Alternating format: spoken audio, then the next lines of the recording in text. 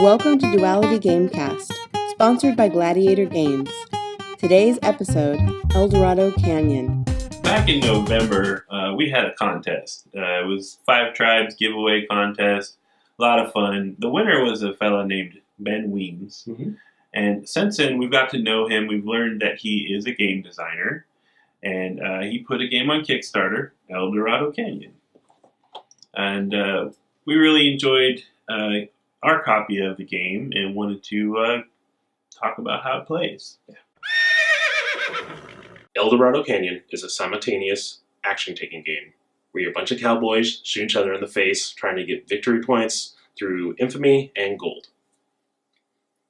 Each turn, players are going to pick a card they're going to want to play. Then the lead character says, "Ready? Draw!" Everyone flips their card, showing what they picked. Cards result in numerical order. This one's a 1, a 3, and a 4. So we'll start with the 1. This character here went to their secret hideout. They're allowed to do this once per character per game. So they put that card to the side, and secret hideout fills their health back up to 5 each. This character here, the bandito, shot with his pistol to the left. So shooting costs 1 bullet and gives you 1 infamy. Cool. And shoots the guy to his left. However, this person's now gone. So the bullet loops all the way around the table. It's the person over here on the right. Take out their last health and killing them. When you take out another player's character, you get another infamy. And if you're bad and they're good, or vice versa, you gain an additional infamy. Also, this character has a special ability that says whenever you kill a good character, which this one is, you gain 4 bullets and $4. It's hard to make that wrong. Woohoo! Ranking it in. Any money you collect during the game goes in your unbanked side, and until you go to town and bank it, it's up for grabs. This person right here is killed, so their character goes to the side. They are now gone, because they're dead, and the $2 that they had goes to the person who killed them. If they had survived, they would take in the go town action, which let them go to town and buy equipment from here. It also allows you to bank the gold that you had.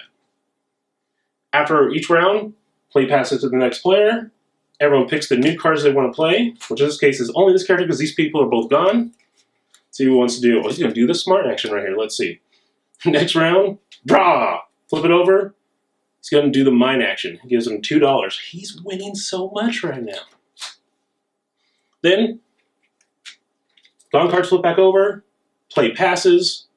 This character right here, because they're out, draws a new character. Let's see what they are. They are the coward. Seems right for the person that just died. Going to play with 5 health. Play continues like this until someone reaches 10 infamy. Then each character's score is equal to the lowest of their gold or infamy, minus the number of characters that have died on their side. Then you see who's the winner.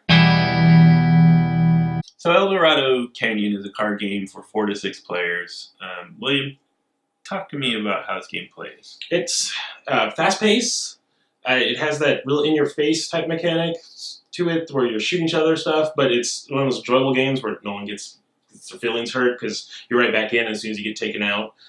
And it almost feels like a race game too, because your whole goal is to get to that 10 infamy and still have the right amount of gold at the end of the game too. So it has this kind of, you're on 2 levels. At the beginning of the game, I know I always go in, I'm like gold, bank, and then I'm like, oh, that person has like 9 infamy by the time I've done that. I need to start shooting people. So then I start shooting people, and then it just has this, you switch gears. You can go back and forth, you can mix it up, but because shooting people gives you infamy and not shooting people gives you gold, you're having to switch back and forth between those 2 types of actions all the time. And it's trying to decide when you go to town if you want to spend the money on like a shotgun to be able to take people out quicker, or even the player character powers can really greatly affect things. Because I know if you're the bandito, you want to take good characters out.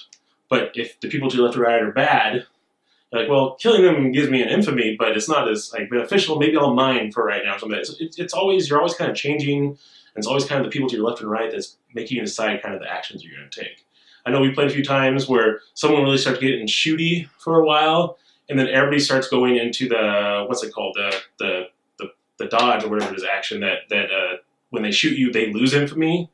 And all of a sudden, in a couple rounds, everyone's infamy is dropped back down to 1 again. You're like, oh my goodness, we need to rethink this. We need to replay. It's always going. It's always moving.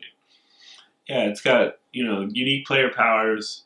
It's got different items that you can add to your deck by going to town, which is awesome.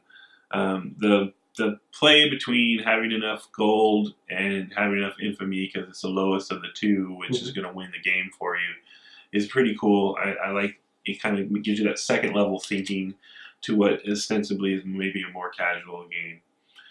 No real player elimination. I think that's a huge bonus. Yes. Bonus as well. So, who do you think is the target group for this game? You know what?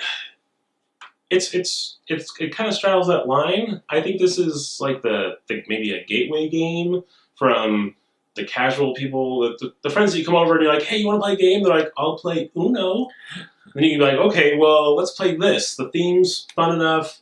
It's definitely more advanced than Uno is. I mean, there's actually decisions and everything here. But it has that kind of lighthearted feel to it, and it's pretty easy to see what's going on. And because of a little bit of the take that, I'll shoot you and I'll steal from you, it feels like a casual game, but then there's that next level of you're trying to maintain a high, like you can win the game with only having 4 infamy if everybody else has 3 gold or 3 infamy, like so there's it's figuring out when to pull the trigger. There's all sorts of things that can make it have extra levels to it. So I think it's a mixed group. I think it's good for casual people. I think it's good for really intense gamers that want to have like a lighter night, or that you're playing with a bunch of people, or that one friend that normally doesn't come over comes over, and they can come right in and play this and not feel like they're being left behind.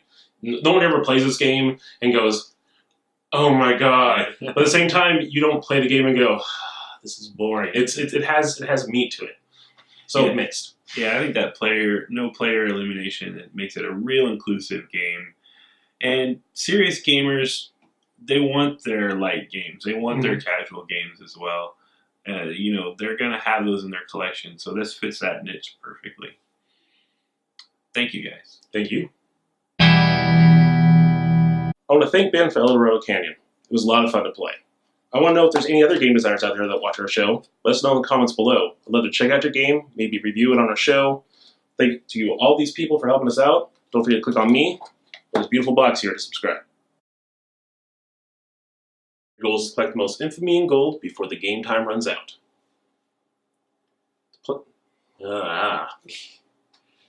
Wait. Yeah.